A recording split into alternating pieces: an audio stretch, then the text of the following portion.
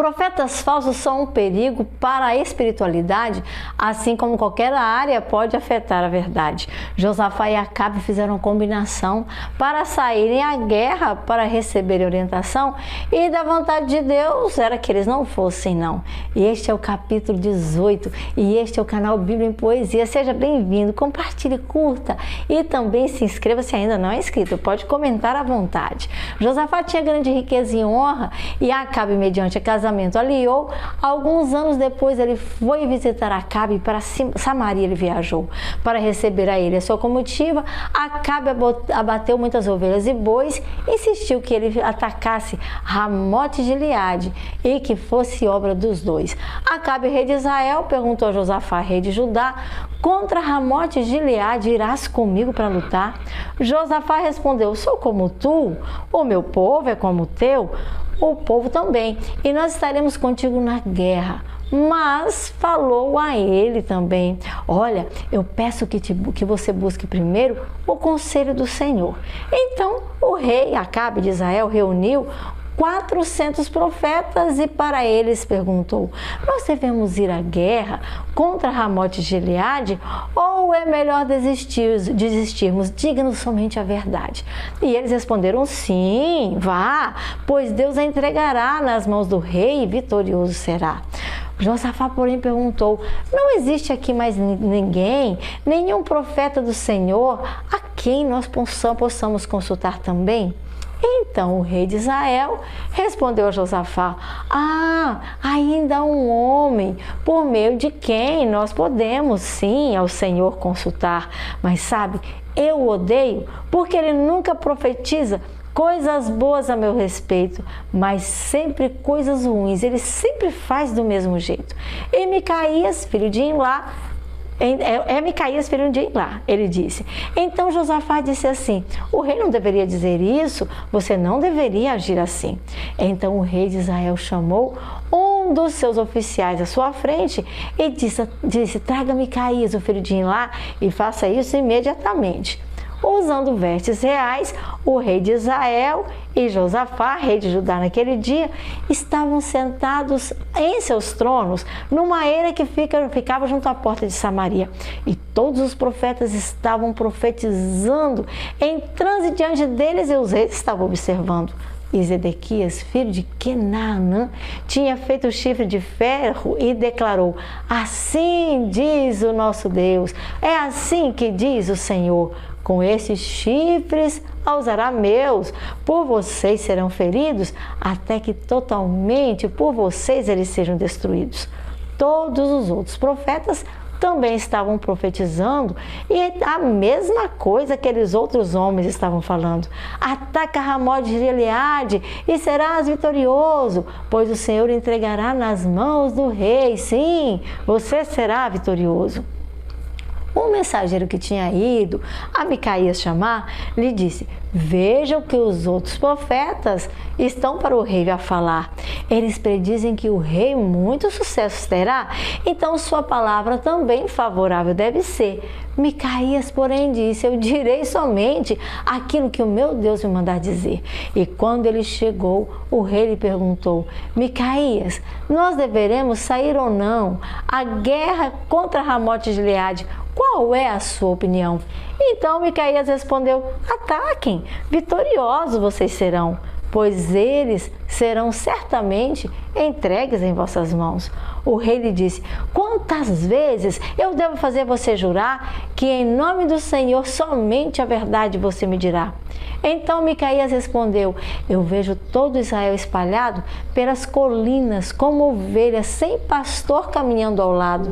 Eles não têm dono. O Senhor esteve para me falar: em paz para sua casa, cada um poderá voltar.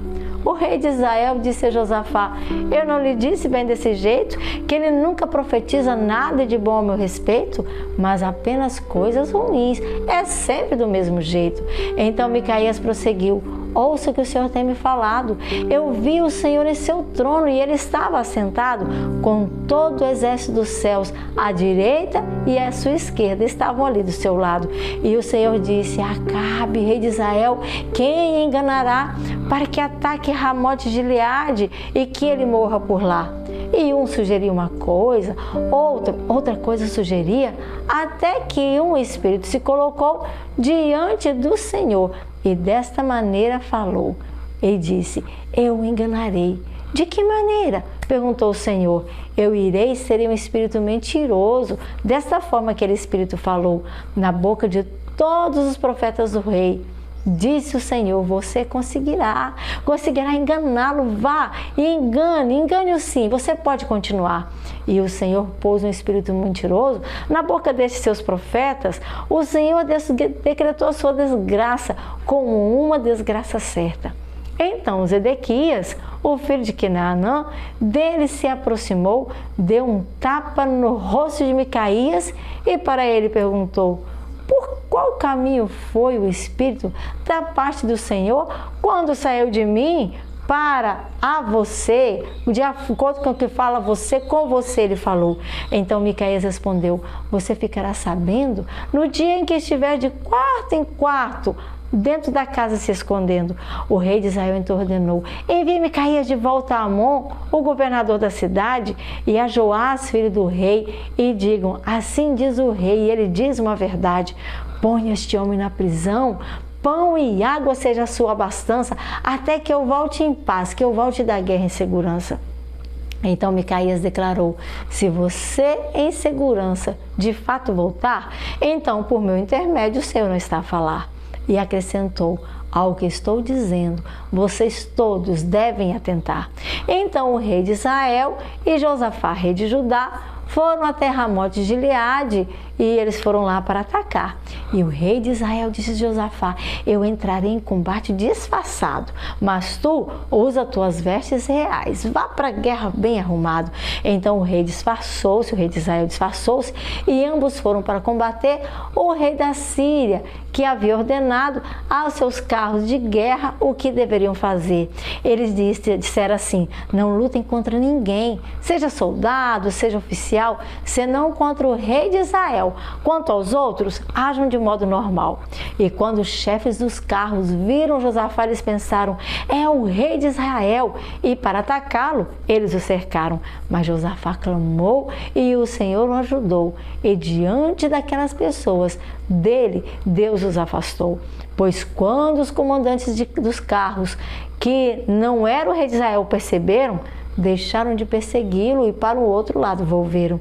De repente, um soldado, seu arco, ao acaso disparou, e entre os encaixes da armadura, ao rei de Israel, ao Acabe, acertou. Então o rei disse ao seu ajudante condutor: tire-me do meio do combate, porque muito ferido estou. A batalha foi violenta, durante o dia todo durou. E assim o rei de Israel teve que enfrentar os arameus em pé no seu carro até a tarde. E ao pôr do sol, o rei Acabe morreu. Nós vemos aqui, né? Triste fim de quem não ouve a palavra do Senhor. Triste fim de quem quer fazer as coisas do seu próprio jeito. Deus havia avisado. Deus já havia colocado um profeta para avisar para ele não fazer aquilo, mas ele teimou. Oh, queridos, hoje nós não temos um profeta pontual para dizer: olha, ouça esse, mas nós temos 66 livros na Bíblia, mais de 1.800 versículos na Bíblia. Os capítulos me falha a memória. Quantos são? 40 autores. 1.600 anos foi escrita a Bíblia, nenhum ponto diverge do outro. E ali está escrito tudo a respeito do nascimento de Jesus, a entrada do pecado, o nascimento de Jesus, sua obra de redenção, sua morte e ressurreição e a promessa da volta dele. Quase tudo já se cumpriu, falta somente a volta. Não diga que não está avisado. E avise outros também: Jesus em breve vem.